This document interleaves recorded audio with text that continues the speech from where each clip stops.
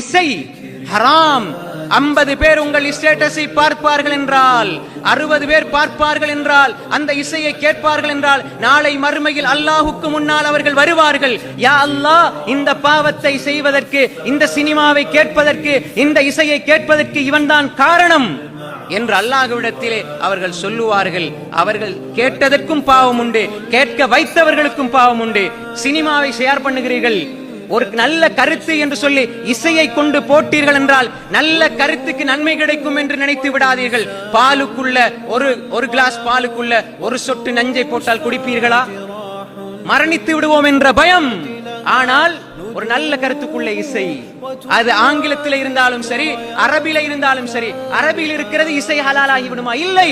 இசையை ஹலாலாக்கியது யார்? நீங்க ஸ்டேட்டஸ்ல போடுவீங்க, ஒரு ஆள் பாப்பாங்களா, 100 பேர் பாப்பாங்களா? எல்லாருடைய பாவத்தையும் நீங்கள் சுமந்து கொள்வீர்களே.